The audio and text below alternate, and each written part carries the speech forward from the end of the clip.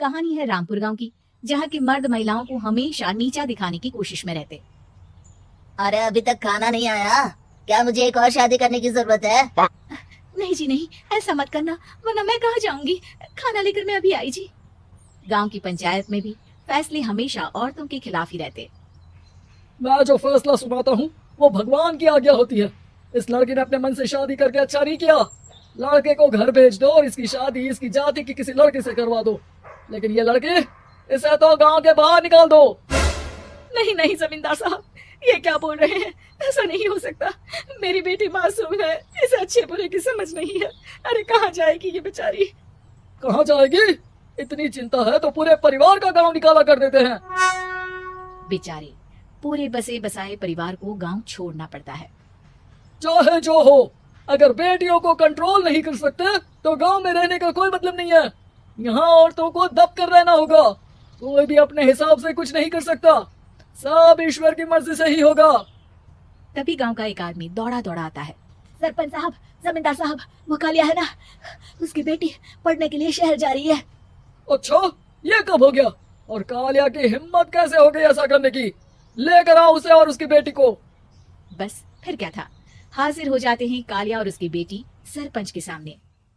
और कालिया, ये क्या सुनने में आ रहा है? बेटी को इंजीनियर बना रहा है तू?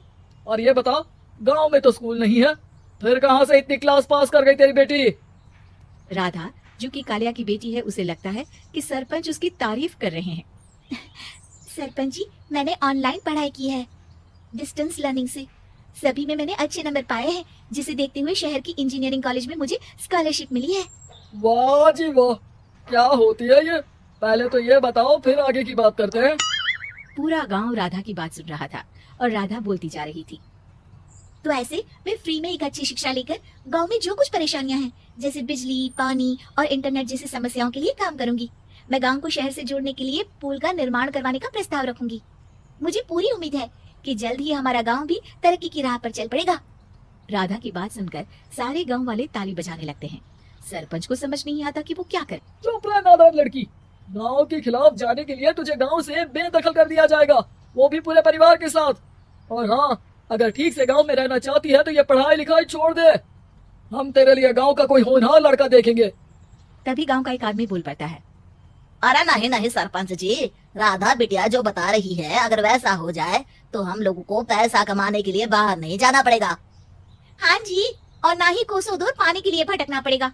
हमारे बच्चे भी अच्छी पढ़ाई कर सकेंगे और आगे बढ़ेंगे, ना कि हमारी तरह खेती करते बैठेंगे। क्यों गांव वालों, राधा बिटिया का साथ देना चाहिए ना। सरपंच देखता है कि गांव राधा के साथ है तो वो चुप हो जाता है। वो घर आकर अपने सलाहकार से बात करता है, जो बहुत ही चालाक किस्म का इंसान होता है। अरे सरपंच साहब, आपको बहुत ही होशियारी से काम लेना पड़ेगा।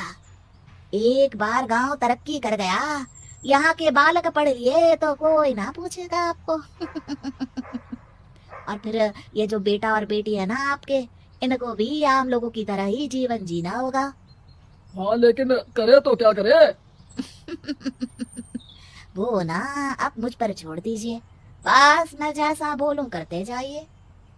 अगले रोज सुबह जब गांव वाले सोकर उठते हैं तो राधा के घर के बाहर और साथ ही वो लोग जिन्होंने राधा का सपोर्ट किया था, उनके घर के आगे लाल रंग से कल आऊंगी लिखा होता है। कल आऊंगी? यह क्या होता है? अरे यह तो खून से लिखा है, लगता है कोई भूत प्रेत या चुड़ैल का साया है। चलो सरपंच जी के पास चलते हैं। सभी सरपंच के पास जाकर उसे सारी बात बताते हैं। और ये तो बड़ी मुश्किल की बात है। चलो, मैं एक बाबा को जानता हूँ, उन्हें बुला लेता हूँ।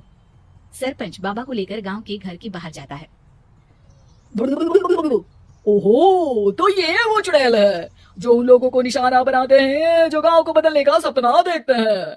वो गांव को ऐसे ही संपन्न देखना चाहती है, वो नहीं चाहती कि कोई बाहरी यहाँ का कायाकल्प करे। क्या तुम लोगों में से किसी ने गांव को बदलने की सोच रखी है?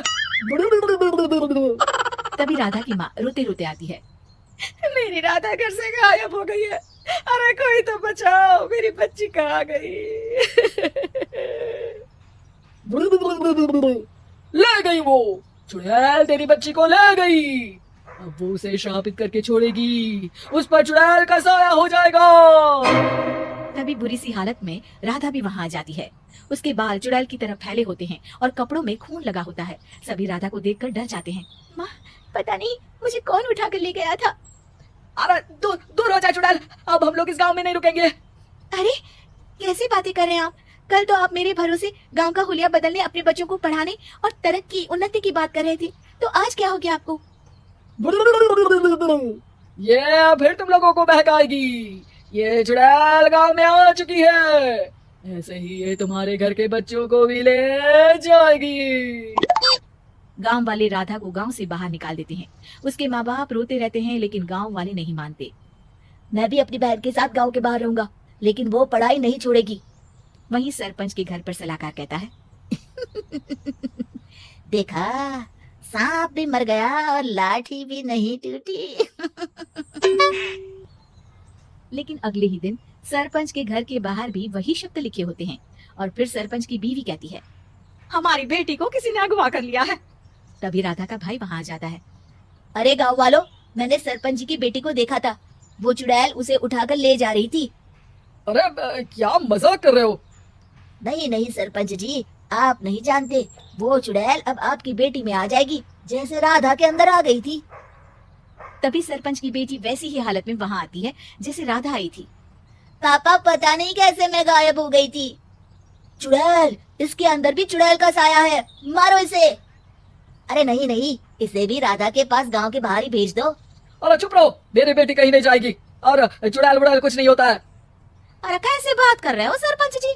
आप तो बोल रहे थे कि आपका फैसला भगवान का ज्ञान होता है, तो अपने पर बात आई तो अब आप ऐसे बोल रहे हैं। अरे ना ना ना, आपको अपनी बेटी को त्यागना ही होगा। अरे बुलाओ बाबा को।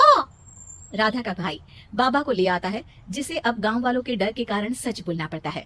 मैं कोई बाबा नहीं हूँ, मैं तो मोची था। ये सलाहकार महोदय ने मुझे कहा था एक्टिंग करने को, वो मुझे पैसे देने वाले हैं। अब मुझे माफ कर दो। गलती हो गई, मुझे माफ कर दो। तभी वहां राधा आ जाती है। देखा सरपंच जी, जब गांव के बच्चे साक्षर होंगे तो आप जैसे लोगों की चालाकी नहीं चलेगी।